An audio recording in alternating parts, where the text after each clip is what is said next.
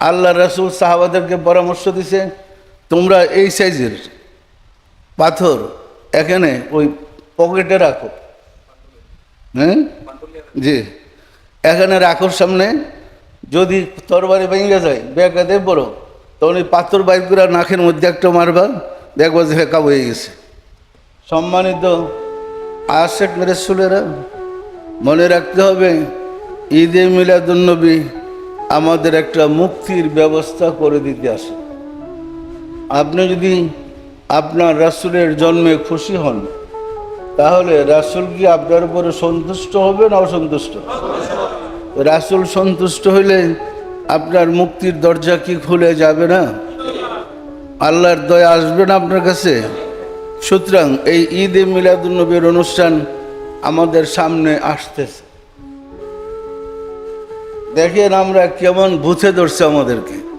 ওই শয়তানের দল রাষ্ট্রীয়ভাবে ক্ষমতায় থেকে সুযোগ সুবিধা পেয়ে এত বেশি প্রপাগান্ডা করছে রাসূলের বিরুদ্ধে, যে হেরা প্রচার করেছে রাসূল মেষের রাখাল ছিল।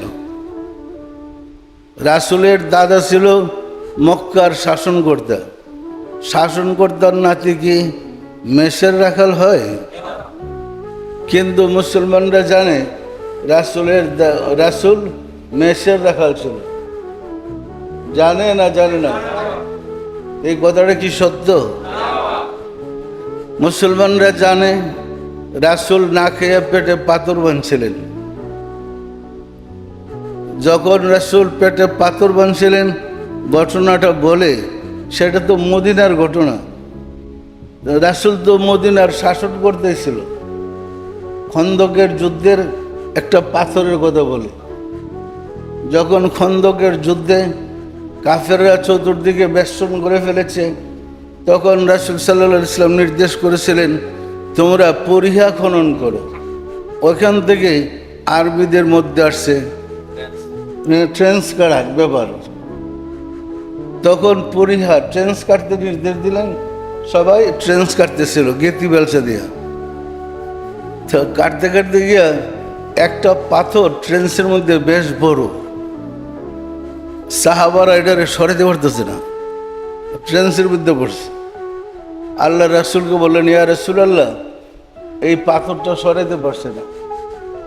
তো রাসূল সাল্লাল্লাহু আলাইহি ওয়াসাল্লাম তাশরিফ নিলেন এবং পবিত্র হাত মুবারক, দুই হাত মুবারক দিয়ে দর্শে পড়েই পাথর নইরে সরে উঠছে। এই পাথরটা রাসূল নিজে দইরা সরাই দিলেন। তো এমনি যখন ওই হাত মুবারক উঁচা করে ধরতে গেছে, এই ফাঁকে দিয়া রাসূলের মাজার মধ্যে থলিতে কতগুলা পাথর দেখছে সাহাবা।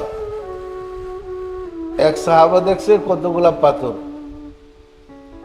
সে বুখারী শরীফের হাদিসের হাসিয়ার মধ্যে বর্ণনা করছে, সম্ভবত খিদার কারণে রাসূল মাজার মধ্যে পেটের মধ্যে পাথর বাঁধে রাখছিল।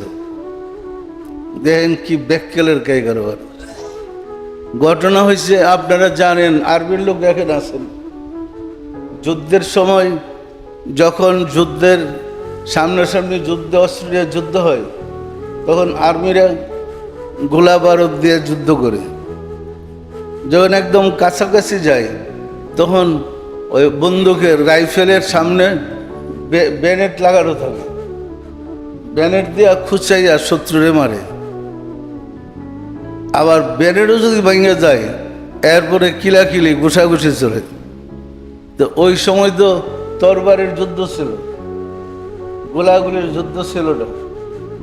তখন তরবারি ভেঙে গেলে সামনাসামনি ঘুষাঘুষি শুরু হয়ে গেছে। পরিষ্কার না? পরিষ্কার না? আল্লাহ রাসূল সাহাবাদেরকে পরামর্শ দিছে, তোমরা এই সাইজের পাথর এখানে ওই পকেটে রাখো। হ্যাঁ, জি, এখানে রাখোর সামনে, যদি তরবারি ভেঙে যায় বেকাতে বড়, তখন ওই পাথর বাইর করে নাকের মধ্যে একটা মারবা, দেখবা যে হেকা হয়ে গেছে। কেউ ঘুষির চেয়ে পাথর দা মারলে বেশি কাজ হইব না? এইটা আরেক লোক দেখে সম্ভবত না খাওয়ার কারণে পেটে পাথর বাঁধছে। এই যে ভুল পথে ধর্মটা নেওয়ার কৌশল, আপনি কি বুঝতে বলতে পারছি বিষয়টা? এখন আর্মিতে যেটা রাখে এটারে প্রসেস বলে না, বান্ডলিয়া প্রসেস বলে। ওই বেল্টের সাথে দুই পাশে দুইটা পকেট দেখেন, এই প্যাকেটের ভিতরে আগে ছিল পাথর, এখন আধুনিক যুগে রাখছে গ্রেনেড। ম্যাগাজিন থাকে, গ্রেনেড থাকে, যখন সব শেষ হয় ওই শেষ ভরসা গ্রেনেড। গ্রেনেড শুরু করলে দেখা যায় শত্রু ময়রা ছিটপটাং হয়ে গেছে। পরিষ্কার না পরিষ্কার না, এটারে না লাগাই দিয়েছে রাসূল। কি সুন্দর ওয়াজ, না খেয়ে পেটে পাথর আনছিল। আর মুসলমানরা আবার কান্তাছে, রাসূল না খেয়ে পেটে পাথর আনছিল। আপনাদের বিশ্বাস এই কথা? আমি যা বললাম বিশ্বাস হয়? এইভাবে আসলে ধর্মটারে বিকৃতি করা হয়েছে।